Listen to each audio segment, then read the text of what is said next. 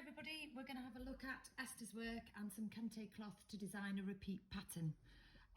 What I've done already is I've identified some very simple shapes within the Kente cloth and within Esther's patterns, and you'll see there are things like diamonds, half a diamond, triangle, arrows, there's a bit of a zigzag one here, and a diamond with another diamond in the middle, which if you look at the translation on here, there is a sort of explanation on the side here. Where is it? It says, I think it's fence, love and security. I've done a very simplified version of that one, but anyway, it's up to you whether you take a complicated shape or a simple shape.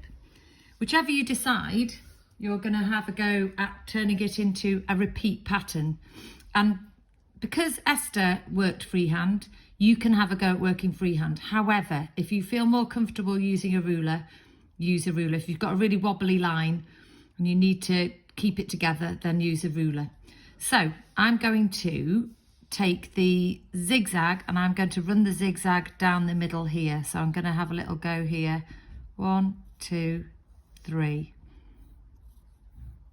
And then I'm going to do it again. 1, 2, 3. 1, 2. Doesn't have to be exactly the same every time, but I've got my zigzag running there, and I'm going to try and do the same on the other side, which is quite difficult to do because you need to make it into a mirror image. But if you concentrate, you should be able to do that. There's 2 here, and I'm doing it fairly lightly. But if I do make a mistake, I can rub it out. I'm doing it so you can see it clearly there. Okay, next I'm going to put in a diamond. I'm going to run the diamond fairly big, like that there. I'm going to do another diamond. And I'm going to do another diamond. So I'm going to run some diamonds along this top one here. There's no right and wrong way of doing this. You're just working out little ways of creating your own versions. They don't have to have meaning, but if you wanted to, you could look at the sheet that's got some translations on and use that to create your own. But for now, I think if we're just looking at Esther's patterns, that's all we're doing. So if we look at some of these other shapes here, so I could put a diamond in the middle.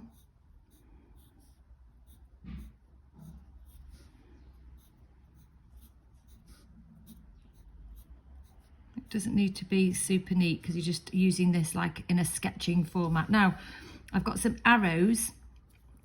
My arrows, I'm thinking I might do them sideways.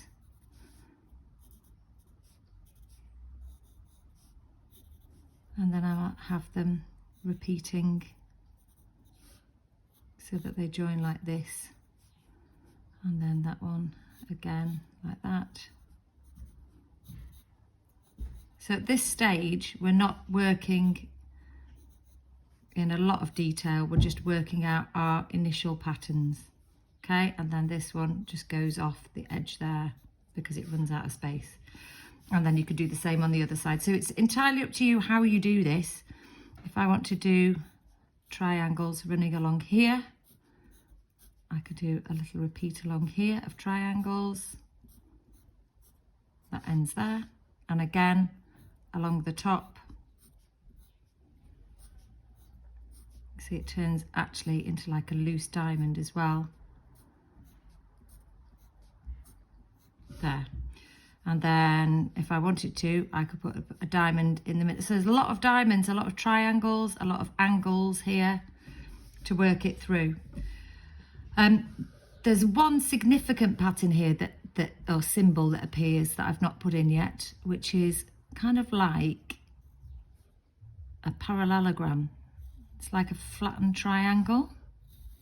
That's quite a very typical South African shape there. So I might just drop that one in along here. I might draw an extra line, a guideline along here to help me, and then have them coming along here like this. 2, 3, if you sketch them out lightly, 4, 5, and then at the bottom as well. So if you sketch out the basic top and bottom of it, and then you can bring your lines in. If you do the same angle, this is a good way of doing it. So you do shape, shape, like that, and then that one.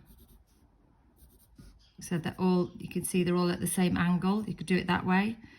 And then this one, if you do them all at the same angle, you'll end up with something looking a lot more symmetrical. That's another way of doing it. And then you can finish it off by just going over the actual shape itself. And you will end up with a series of repeat patterns there. Now, you could do the same on the other side, because you could, if you look at Esther's work, it does tend to have symmetry in it. So you've got symmetry, you've got the same diamonds at the top as you've got at the bottom. You've got a symmetrical line running through the middle here, and the same patterns on both sides. Again, on this more complex one, you've got the same as well. Okay, that's it for today. Good luck.